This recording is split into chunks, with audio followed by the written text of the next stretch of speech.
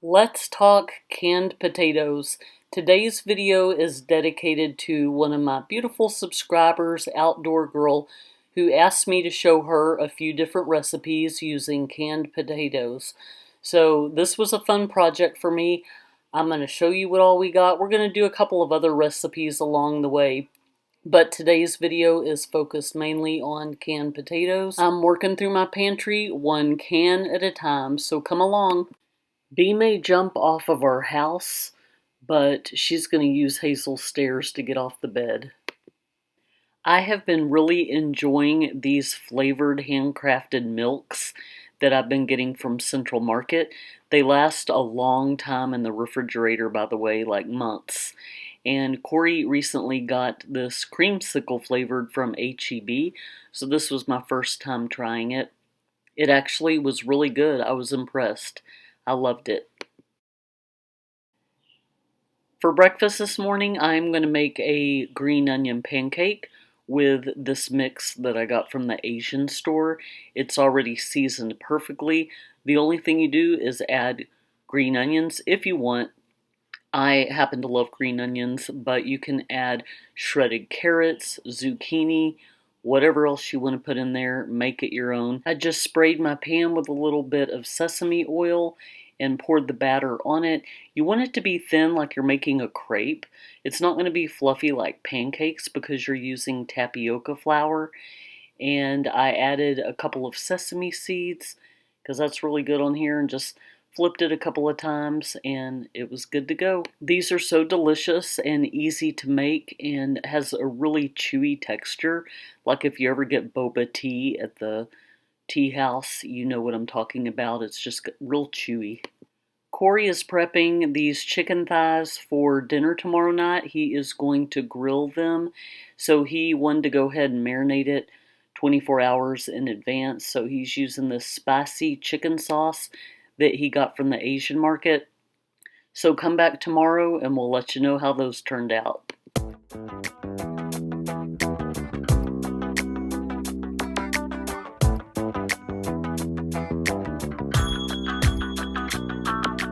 So one of my sweet subscriber friends asked me to start making some recipes using some of my canned foods in my pantry. One of the examples she asked for was potatoes. And to me, potatoes are one of those underrated things in our pantry. I mean, nobody goes, ooh, I'm craving some canned potatoes. On their own, they're kind of bland. But you can use your imagination and doctor these up. You don't have to mess with boiling them, peeling them, cutting them. I'm going to do some recipes this week and see if they live up to my expectations if I use them instead of fresh. I'm going to make some scalloped potatoes, roasted potatoes. We already fried some potatoes for our chorizo breakfast burritos the other morning. I will be making a different potato dish each night this week for dinner. So you'll see me fast forward through some of the entree parts because that's not really what this video is about. It's about making the potato. So just want to make you aware of that. If there's any recipes for anything else that you're interested in, I'll be happy to share them with you. But this video is all about the potato. You gotta start using what you've got. So come along with us and let's get to cooking in the kitchen. So we're gonna see if we can do canned sliced potatoes in the air fryer and make them taste like potato chips. First, we rinsed them off real well to get all that extra starch off.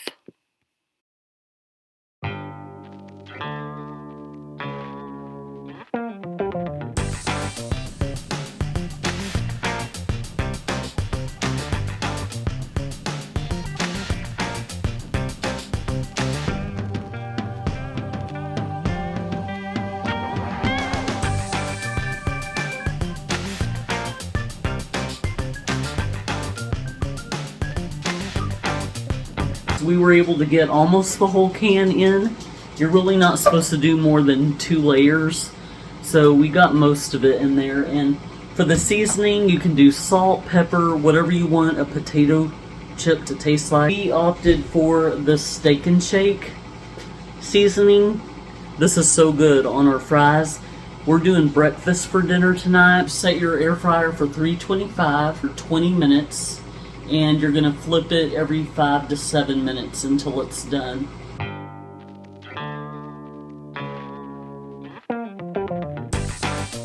Corey just informed me that the recipe we're using is not for canned potatoes, and it also says to slice them in half, which we did not do. So technically we are improvising here. Corey says it's supposed to be a 1/16 of an inch, and this is about an 1/8 of an inch. But how the heck are you supposed to slice these in half? The recipe was if you had a whole potato and you slice it. Oh, okay. They got home style fries. Do they have home style potato chips? I guess. Well, if it's not a thing, we're gonna make it a thing. I'm trying to rack my brain. I want to do something different besides your average use for canned potatoes. I know people put them in soups and stews. They put them in potato soup to kind of give it some texture and some chunks. So I'm just trying to think outside the box and do something a little different, but we'll see what I come up with.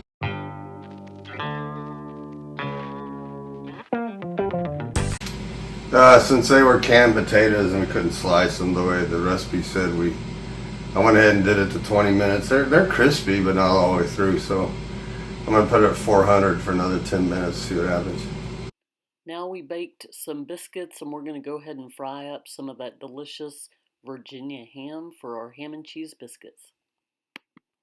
We gave the potatoes a final turn, and they're really starting to crisp up now.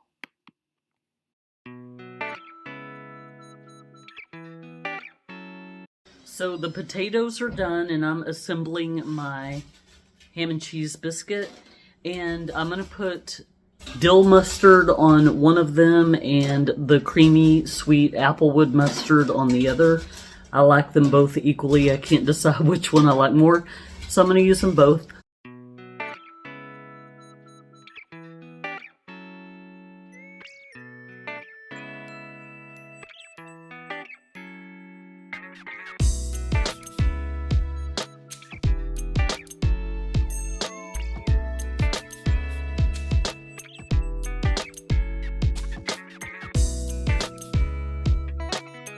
Surprisingly, these turned out very crispy. I definitely will be making these again. It is possible to avoid food fatigue. If you're having to live off of your canned foods, there are ways to jazz it up. So I'm surprised that we were able to get this from canned potatoes, especially after I read that they were too thick. I think it really helped cranking it up to 400 and giving it another 10 minutes. Now we're going in with the rest that we couldn't fit in on the tray the first time. But these are actually really good. 2 thumbs up for that one. Here's some ASMR for you. For our side dish with dinner tonight, I'm making a new recipe, and I need whole canned potatoes. We're going to rinse them and pat them dry. You want to get them as dry as possible. We're going to cut them in half. We are going to need 2 tablespoons of butter. These happen to be 2 tablespoons, so we are going to use the garlic parmesan one. You're going to need some onion powder, some chives. Calls for some Parmesan cheese. We're going to use this Parmesan ranch, some black pepper, some dill, and there's one thing missing from this lineup that I'm supposed to have. Oh, garlic powder. Let me grab that.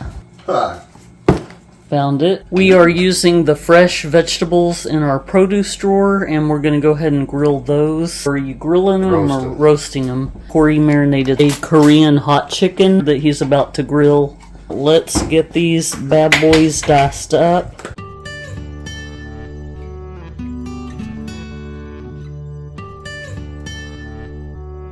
I was challenged by one of my subscribers, and she asked me to maybe give some ideas of multiple ways to use the same item. So she mentioned canned potatoes and black beans.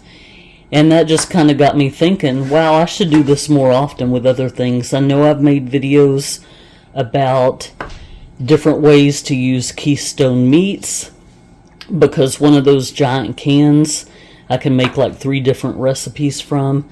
So I've done that, but I need to get back into, using something and doing it several different ways. Now let's get these going. This butter is frozen, but I think it'll be okay. And I've had them in my freezer for a while, so even though the recipe called for 2 tablespoons of regular butter, I was just like, man, I need to use these at some point.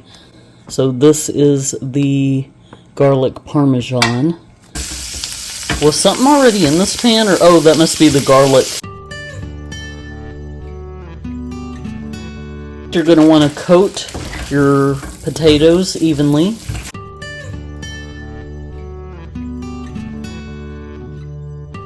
We're going to add all of our seasonings. Garlic powder, which we already have plenty of garlic up in this. Going in with some freeze-dried chives. Now let's add a little bit of dill. Black pepper. Little onion powder. Whoops, a lot of onion powder. The recipe did not call for this. It called for Parmesan, but I'm going to do this Parmesan Ranch by Blackstone. You can just flip it every couple of minutes for about 10 minutes.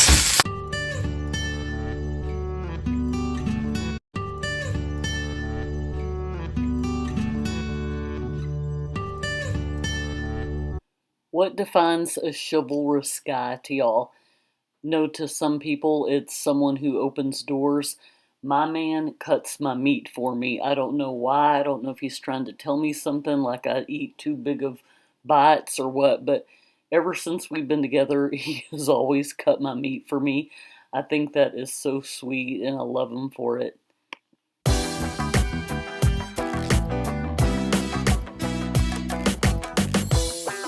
Y'all, the chicken was great, but I know that this was about the potato recipe, and this was a winner chicken and potato dinner. So my hubby called me from work asking what did I want to do for dinner tonight.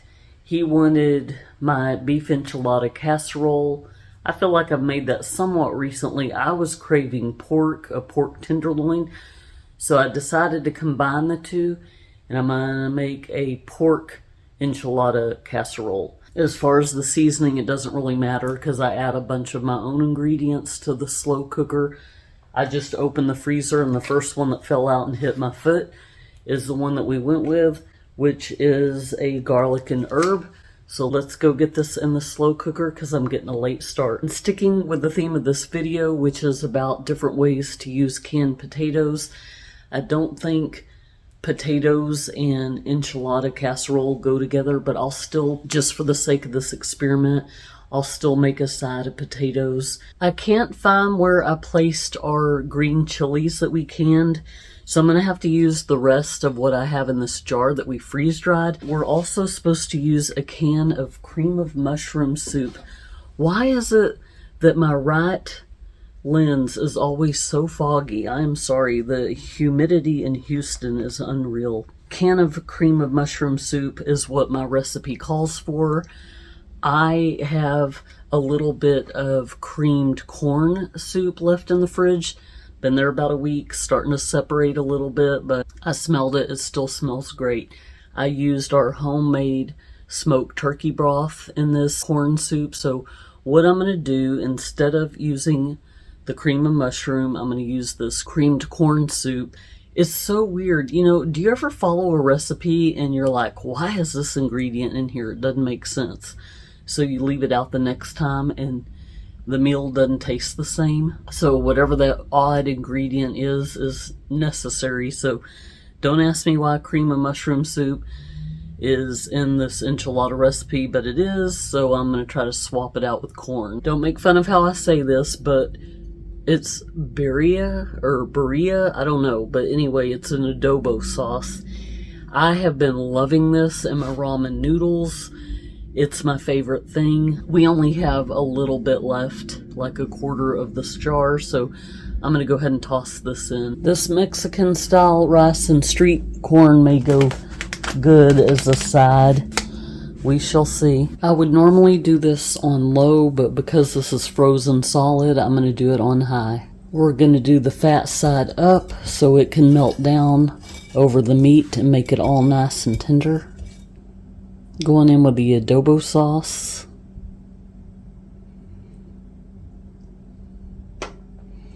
We're going to go ahead and use the rest of these freeze-dried green chilies. Enchilada sauce. Let's toss in some freeze-dried onion.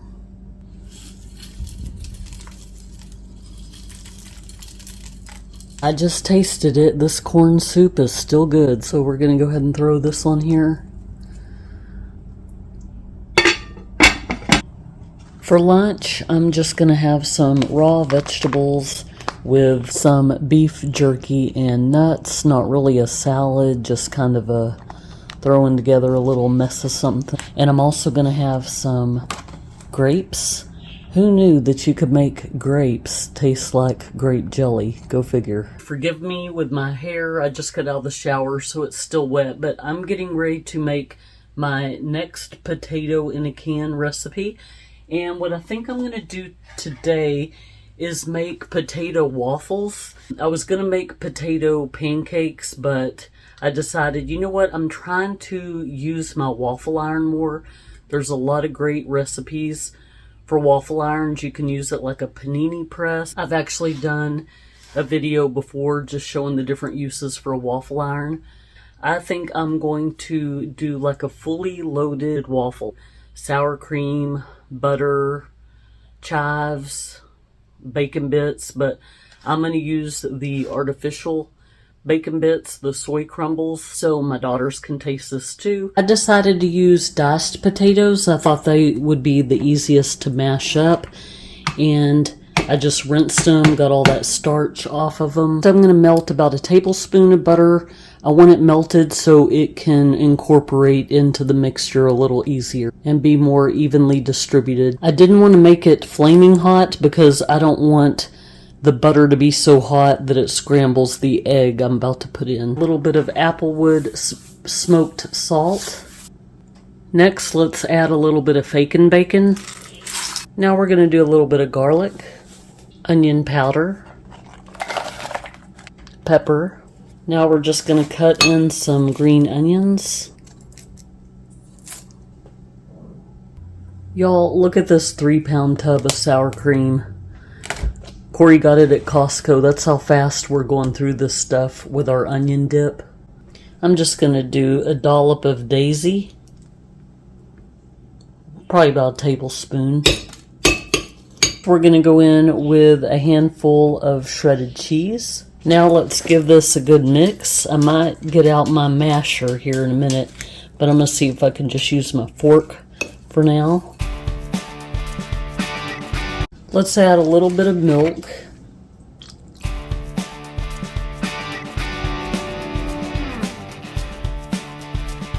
Using a blender would probably be the easier route to go, but I like a good challenge from time to time. If you want to leave a little bit of texture in your potatoes, just don't blend them to a smooth consistency. I left a little bit of chunks in mine. We want to be able to bind these waffles, so I'm going to put an egg, and instead of using flour, I'm just going to use about a tablespoon of pancake mix. Whoops. Okay, that's a little bit more than a tablespoon. Alright, let's go ahead and give this a good mix.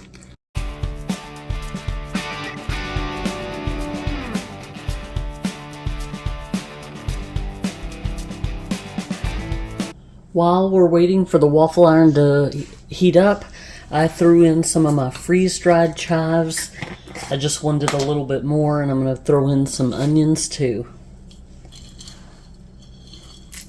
Don't forget to save your Parmesan cheese lids. They fit a lot of these mason jars.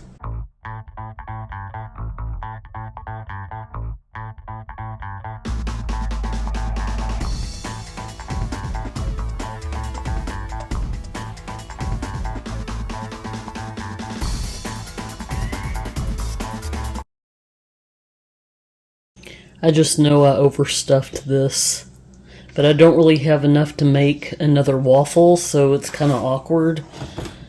I'm kind of just trying to let this cook on the bottom so it won't ooze out all over the place, but it's probably going to do that once I shut this lid. If anything, let me and my channel be a testimony on what not to do. This is why you will always see my counters in the background just with food everywhere. Every time I cook, I make a mess because I follow my own directions. I don't follow other recipes and their instructions. I kind of just do it my way. Like I knew before I did this was going to be a mess. But the good news is once this is done, I can just kind of peel off the outer edges, but yeah, I'm going to have to clean this mess up. It doesn't even do any good to clean it while it's still cooking because more and more is going to just keep oozing out. This was pretty dumb on my part. I knew good and well that I was filling that thing too full, but we shall see how it turns out. Wish me luck. So far so good. We had a little bit stick up here, and you know, I probably used too much milk anyway. I probably didn't need that much liquid, but see, the part that kind of oozed out can be cut right off. Just remember, beauty is in the eye of the beer holder. This looks a hot mess, but it's actually quite good, and I'm sure if you do it the right way, it's going to turn out. I think I needed to wait and let this cool off. I was trying to take it out hot, and because there were all these stuck-on pieces around the edge, it made digging it out kind of hard. So, yeah, this is one of those wah-wah recipes, but it's actually very good. Have you ever had a potato galette from La Madeleine? It's like this elevated hash brown that's got like all these onions and peppers and different seasonings in them. That's very much what this tastes like. I still think there's hope for this recipe. I would just cut back on the milk. I would not put as much of the mixture into the waffle maker. I would let it cool off afterwards. I'm going to eat my mangled piece. Don't be misled by this one epic fail. I'm actually a pretty decent cook. Even my smoke alarm cheers me on. Olivia just tried my deconstructed waffle and she loved it. Who says a waffle needs to be all in one piece? I mean, sometimes you need to go your own path and do your own thing and take the road less traveled. This might look like somebody has already beat me to the punch and chewed it up for me, but it's actually very, very good. Whoever said I can't cook clearly hasn't tasted my cereal. Look, it's business in the front, party in the back. I think the key was to let the waffle iron cool off a little bit. I was just hungry and in such a hurry, but I think it had potential, so don't give up on this recipe. Layla, do you think I'm a bad cook? You like my cooking, right? You eat everything that falls on the floor. Of course, you lick yourself, so there's that.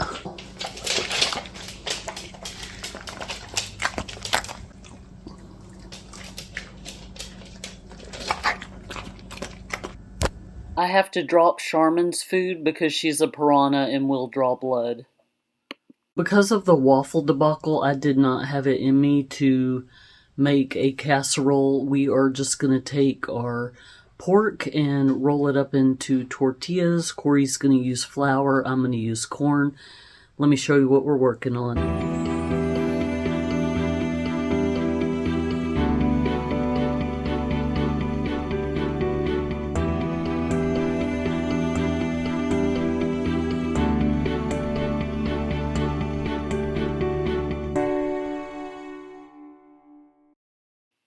These pork enchilada tacos were delicious. I can't wait to make these again. After yesterday's kitchen catastrophe, I'm going to keep it simple tonight and hopefully make a no-fail recipe.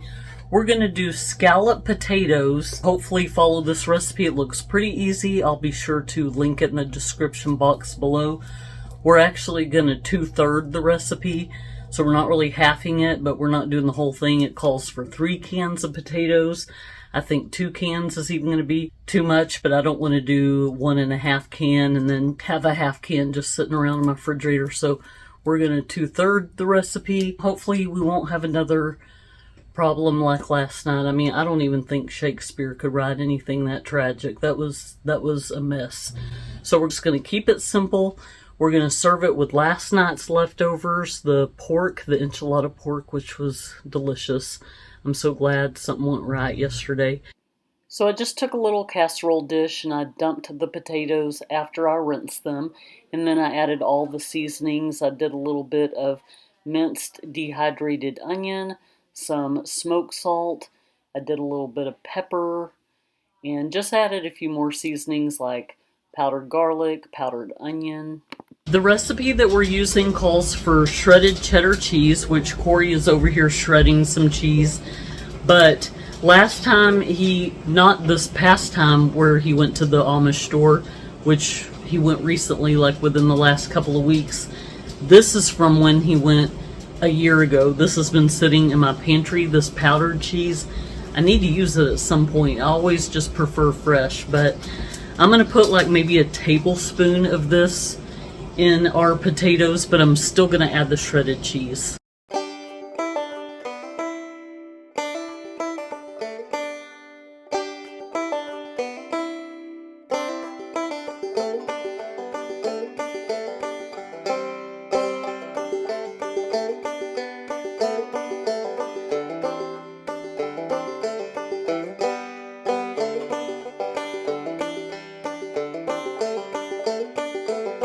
I hope y'all can hear me with the dishwasher going. Following directions is just not in my blood. So apparently I was supposed to mix the shredded cheese in with the heavy whipping cream, but do I still have it wrong? Yeah. Okay, come here and tell me what I was supposed to do. So mix the potatoes, the heavy cream, and all the seasoning together, and then put the cheese on top. And I did not do that, so my bad. But you love me anyway, right? Despite my quirks. Anyway, we're going to put this in the oven at 350 for 30 minutes. Hopefully I got that part right. And it's so hard having ADD and trying to follow instructions, but I have the memory of a gnat. So anyway, we'll see what kind of hot mess we come up with today. Be right back. Y'all, these were amazing and they tasted homemade. Everybody in my family loved them. We served them with some of the pork from last night as well as some fresh asparagus, and they were delicious. I hope that y'all enjoyed this video. I wanted to say a special thank you to Outdoor Girl for being the inspiration behind this video. I've never really had somebody say, hey, will you do a video on... It takes some creativity to even come up with recipes. You know, you can open a can of anything and eat it, but if you're trying to incorporate it into a recipe or a casserole, or like with the potatoes, just make them different ways. You kind of get in a rut when you're doing a lot of prepping and pantry organization. It's like, okay, I can only do this so much. You get your pantry to a certain point and you look around and you go, okay, I've got all this stuff now. What do I do with it? If you're like me, I shop at Kroger. We get a lot of those 10 for 10 sales. So it's really easy to pile up a stack of something and then go, okay, how do I use this? I think this is a lot of fun. I'm enjoying participating in the Three Rivers Pantry Challenge and crossing paths with other people that have channels that I didn't know about, and then getting new subscribers that I consider part of my family now. It's such a supportive community we have, and I'm just really enjoying this. So the second thing the Outdoor Girl requested was that I do something, I think with beans, some kind of beans, maybe black beans, which I've done my black bean brownie brittle on the Dehydrator. I'll try to link that in the description box below. But I really want to start using some of our chickpeas. We are going through a hummus kick in our house. Made chickpea blondie brownies, that's hard to say, before, that are outstanding. And there's a new recipe I want to try on my Dehydrator using vinegar, making little chickpeas that are like a crunchy snack. I like those corn nuts. So I think I'll be doing chickpeas as my next video. But like I said, drop a comment below if there's something you'd like to see, and I'll try to get a video up. Some of my weeks are busier than others, so I don't know that I'll necessarily get it up within a week or so, but I'll do my best. So I hope you enjoyed this video. I hope you found some inspiration, and I will see y'all next time. Y'all take care. God bless.